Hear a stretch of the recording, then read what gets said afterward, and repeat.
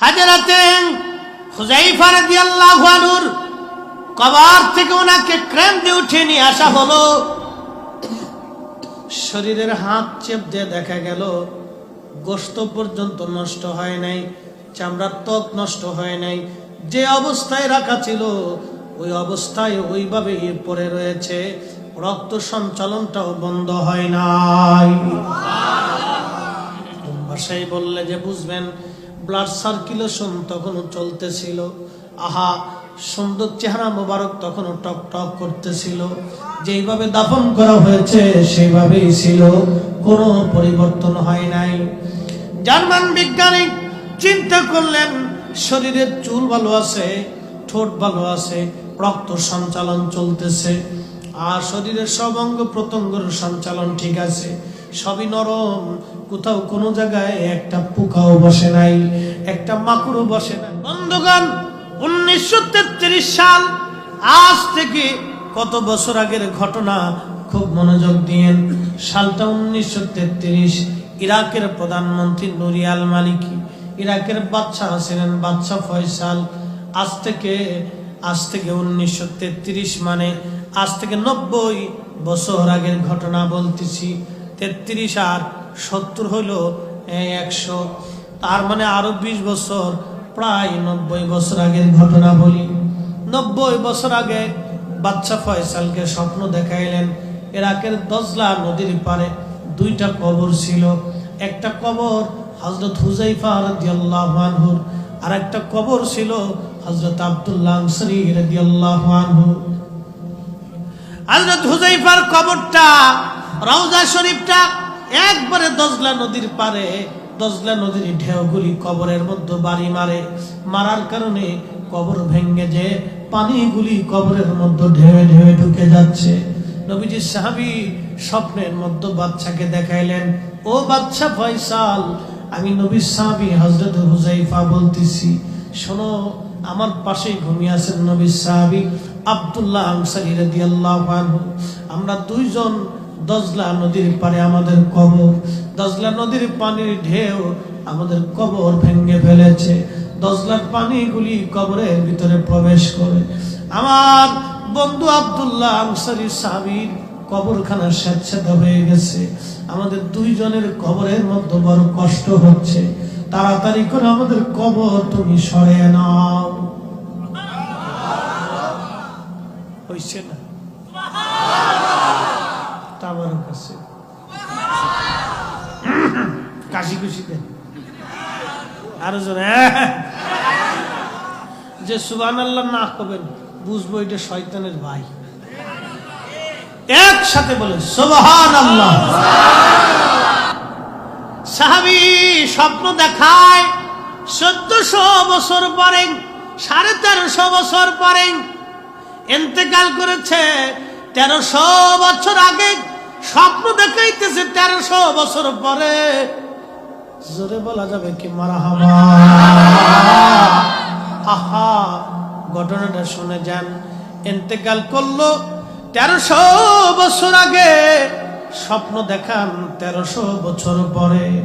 দুইজন সাহাবী স্বপ্নের মধ্যে বলতেছে, ওরে বাচ্চা, আমাদের কবরের ভিতরে পানি আসে, আমাদের কষ্ট হয়, তাড়াতাড়ি করে আমাদের কবর তোমরা সরাও।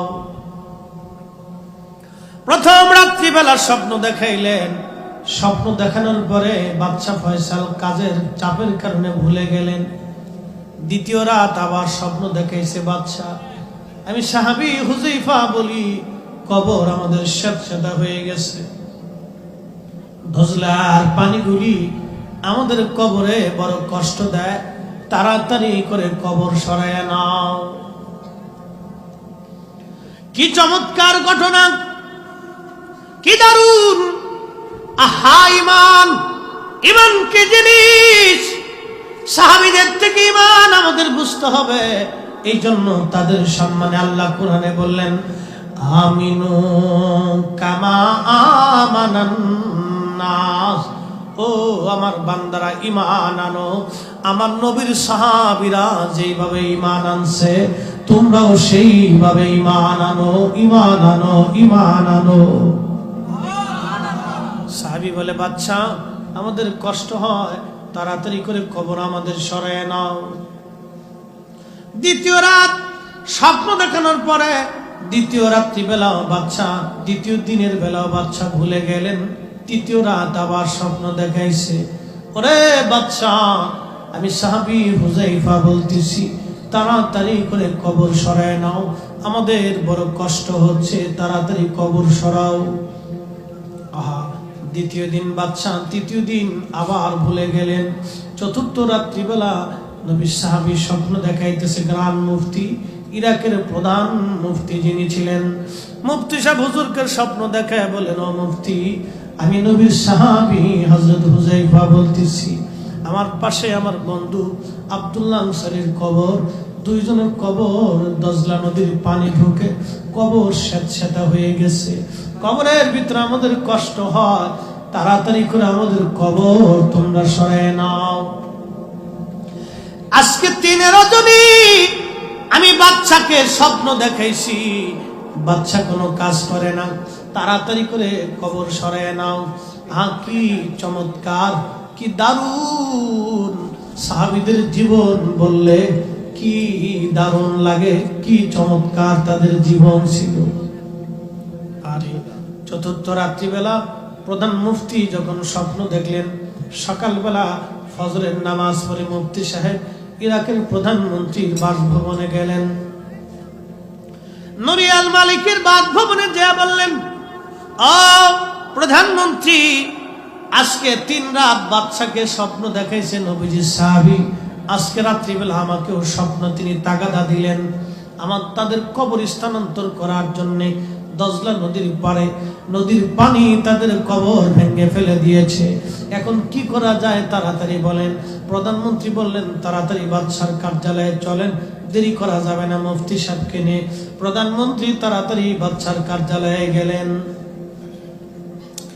বাচ্চাকে স্বপ্নের কথাগুলি বলার সঙ্গে সঙ্গে বাচ্চা বলেন, হুজুর ভুল হয়ে গেছে, আসলে আমাকে 3 রাত প্রিয় নবীর সাহাবী স্বপ্ন দেখাইছে, কাজের কারণে আমি ভুলে গিয়েছিলাম, হুজুর আপনাকেও স্বপ্ন দেখাইছে, এখন কি করা যায় তাড়াতাড়ি বলেন।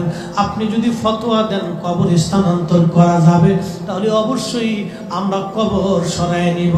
আহা, ইলেকট্রনিক্স মিডিয়ার মাধ্যমে তো দ্রুত গতিতে সারা ইরাকে সংবাদ পৌঁছায় গেল, এই খবর তো বাতাসের আগে ছড়ায় গেল। তখন হজের মৌসুম চলতেছিল, মক্কাতুল মুকাররমার ভিতরে হাজীদের মধ্যে সংবাদ ছড়িয়ে গেল। যখন হাজীদের মধ্যে সংবাদ ছড়াইলো, সারা পৃথিবীতে সংবাদ ছড়িয়ে গেল। ছড়িয়ে যাওয়ার পরে সারা পৃথিবী থেকে বড় বড় রাষ্ট্র, বড় বড় জ্ঞানী গুণী মেধাবী যারা ছিলেন, বড় বড় সবাই চিঠি লিখতে লাগলেন, মেইল পাঠাইতে লাগলেন, বাচ্চা আপনারাও একটু দেরি করেন, আমরা নবীর মহান সাহাবীর চেহারা মোবারক দেখে আমরা নিজেরাও ধন্য হইতে চাই। সাহাবী ডেকে বলে, মুফতি তাড়াতাড়ি কবর আমাদের সরাও। মুফতি চলে গেলেন প্রধানমন্ত্রীর কাছে, প্রধানমন্ত্রীকে নিয়ে চলে গেলেন বাদশার কাছে। বাদশা বললেন, হুজুর তাড়াতাড়ি ফতোয়া লেখেন, আমি ব্যবস্থা করি। সারা পৃথিবীতে জানাজানি হয়ে গেল, আল্লাহর নবী সাহাবীদের কষ্ট হইলে তো নবী কষ্ট পেয়ে যাবে, কি করা যায়। বাদশা এবং ভোট বসানোর পরে সিদ্ধান্ত হলো, ওই কবরের দজলা নদীর পাড়ে পাথর দিয়ে ঢালাই দিয়ে একবারে ঢালাই করে দিয়ে দেওয়া হবে, ভিতরের পানিগুলি বাহিরে ফেলে দিয়ে জায়গাটা শুকনা করে দেওয়া হবে, যাতে কবরের ভিতরে পানি না আসে। সাইডটা একবারে পাথর দিয়ে ঢালাই করার পরে কবরের এই পাশের পানিগুলি ওই পাশে নিয়ে যাওয়া হলো। সব পানিগুলি নিয়ে যাওয়ার পরে এই কবরের পাশটা শুকনা বানিয়ে দেওয়া হলো। এরপরে হাজিরা হজ শেষ করার পরে মাসখানিক পরে যখন মানুষ লক্ষ লক্ষ মানুষ ইরাকের বাগদাদে আসছে, বাচ্চা গণ্যমান্য উলামায়ে কেরাম, পৃথিবী বিখ্যাত আলিম ওলামাদেরকে নিয়ে তিনি তাড়াতাড়ি চলে গেলেন সাহাবায়ে কেরামের কবর মোবারক থেকে, রওজা মোবারক থেকে লাশ উঠানোর জন্য। যখন হুযায়ফা রাদিয়াল্লাহু আনহুর কবরের উপর থেকে মাটি সরানো হলো, মাটি সরায় দেখে রে 1300 বছর আগে যেই কাফনে যে অবস্থায় মাটির মধ্যে রাখা হয়েছিল, সেই কাফনে ওই অবস্থায় মাটির মধ্যে আছে, একটা চুল পর্যন্ত খসে পড়ে যায় না। চিৎকার মেরে বলেন আল্লাহু আকবার। বলেন আমার নবী আছে না নাই? আছে না নাই? নবীর গোলাম সাহাবীদের হালত যদি এটা হয়, তাহলে আপনারা বলেন আমার নবীর রওজা হতে পারে কি পারে না? হযরতে হুযায়ফা রাদিয়াল্লাহু আনহুর কবর থেকে ওনাকে ক্রেন দিয়ে উঠিয়ে নিয়ে আসা হলো। শরীরের হাত চেপ দিয়ে দেখা গেল গোশত পর্যন্ত নষ্ট হয় নাই, চামড়ার ত্বক নষ্ট হয় নাই, যে অবস্থায় রাখা ছিল ওই অবস্থায় ওইভাবে পড়ে রয়েছে, রক্ত সঞ্চালনটাও বন্ধ হয় নাই। ভাষায় বললে যে বুঝবেন, ব্লাড সার্কুলেশন তখনও চলতেছিল। আহা, সুন্দর চেহারা মোবারক তখনও টক টক করতেছিল। যেইভাবে দাফন করা হয়েছে সেইভাবেই ছিল, কোনো পরিবর্তন হয় নাই। জার্মান বিজ্ঞানী চিন্তা করলেন শরীরের চুল ভালো আছে, ঠোঁট ভালো আছে, রক্ত সঞ্চালন চলতেছে, আর শরীরের সব অঙ্গ প্রত্যঙ্গের সঞ্চালন ঠিক আছে, সবই নরম, কোথাও কোনো জায়গায় একটা পোকাও বসে নাই, একটা মাকড়ও বসে নাই।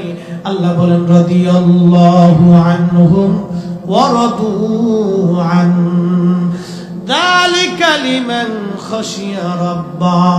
আল্লাহ বলেন আমি তাদের উপর রাজি, তারা আমি আল্লাহর উপরে রাজি। যার কারণে সাহাবী 1300 বছর পর্যন্ত কবরের ভিতরে এরকম ত্বক পরিবর্তন হয় নাই, চেহারা পরিবর্তন হয় নাই। 1300 বছর পর্যন্ত মাটির নিচে একটা পাথর পর্যন্ত থাকলেও নষ্ট হয়ে যায়, একটা লোহা থাকলেও নষ্ট হয়ে যায়, একটা ইট থাকলেও মাটির সাথে মিশে যায়। 1300 বছর ধরে একজন মানুষ মাটির নিচে, একটু ত্বক নষ্ট হলো না, ব্লাড সার্কুলেশন বন্ধ হলো না, একটা ভুরুর চুল পর্যন্ত খসে গেল না, একটা দাড়ি পর্যন্ত খসে পড়ে গেল না, কোনো কিছুর পরিবর্তন নাই, যেই রকম ওই রকমই রয়ে গেছে। জার্মান বিজ্ঞানী চিন্তা করলেন, দেখি রে দেখি কেমন আছে তার চোখটা, চোখ মরে গেছে কিনা। জার্মান বিজ্ঞানী চিন্তা করলো চোখটা দেখি, চোখের দিকে নজর মারতে দেরি হয়েছে। হুযায়ফা রাদিয়াল্লাহু আনহুর চক্ষু মোবারক থেকে একটা নূর এসে জার্মান বিজ্ঞানীর চোখের মধ্যে বিঁধে গেল। একবার জোরে বলা যাবে আল্লাহু আকবার। জার্মান বিজ্ঞানীর চোখের মধ্যে যখন নূর বিঁধে গেল, কয়েক মিনিট জার্মান বিজ্ঞানী দেখতে পারেন নাই, নূরের আলো এত প্রখর ছিল।